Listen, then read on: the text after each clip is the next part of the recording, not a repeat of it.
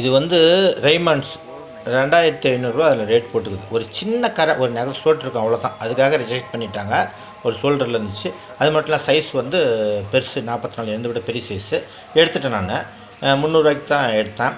எடுத்துகிட்டு ஒரு 100 கொடுத்து சைஸு இடுப்புலாம் கையும் பிடிச்சிட்டேன். கரைக்கு வந்து ஒரு 50 இல்லை வந்து ஒரு 10 தான் செலவு. ஒரு கரை எடுத்து சோப் ஆயில் போட்டு அதெல்லாம் காமிக்கிறோம் பாருங்கள், போட்டு எடுத்து பண்ணிட்டேன். சும்மா பல பல பல பல பல பல்லுக்கு நம்ம எப்படி எடுக்கிறோங்கிறது தான் முக்கியம் கிடையாது, எப்படி போட்டு அஸ்தரங்கிறது தான் முக்கியம். பாருங்கள், அதை நீங்களே பாருங்கள், காமிக்கிறேன்.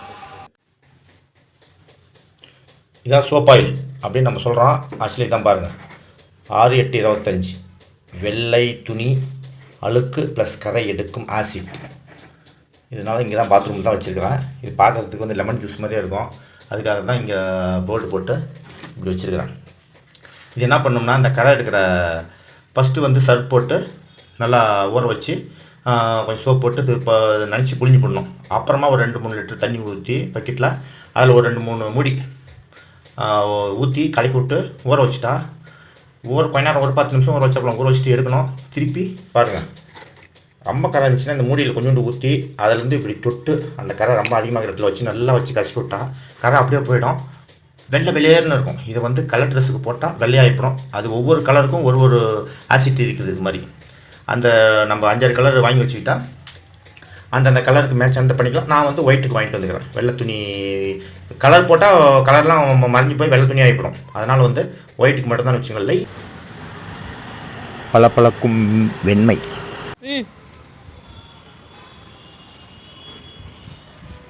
ஷர்ட் பாருங்கள் எப்படி கிளாத்துன்னு. 2500 இதுவும். 2 ஷர்ட் எடுத்தேன். மொத்தமாக 500 தான். இது 300. சைஸ் பெருசு 44. எனக்கு 39 சைஸ் தான். இதுக்கு ஒரே ஒரு கரை, இந்த இடத்துல ஒரு சின்ன கரை, இந்த இடத்துல ஒரு சின்ன கரை இருந்துச்சு. இந்த நெகஸோடு தான் இருந்துச்சு. 50 சோப்பாயில் அந்த இடத்துல வச்சு தண்ணியில் போட்டு நினச்சி எடுத்தேன். சர்ஃப் போட்டு கழுவுனா போல் லைட்டாக அந்த கரையில் கொஞ்சம் வச்சேன், சரியாக போயிடுச்சு. நம்ம எப்படி என்ன போட்டுக்கிறோங்கிறது முக்கியம் இல்லை, போட்டு அசரமாங்கிறது தான் முக்கியம்.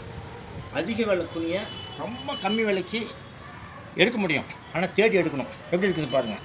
2500 ஷர்ட்டு ரைமான்ஸு எப்படி இருக்குது. நீங்களும் உங்கள் ஏரியாவில் இந்த மாதிரி ட்ரை பண்ணலாம், போட்டு அசலாம். பக்கத்தில் இருக்கிறவங்க பார்த்து அசந்துடுவாங்க, என்ன மாதிரிடா காஸ்ட்லியான ட்ரெஸ் போட்டுக்கிறாங்க அப்படின்ட்டு. ஆனால் நம்ம எவ்வளோக்கு எடுத்தோம் என்னங்கிறதுலாம் அவங்களுக்கு தெரியாது.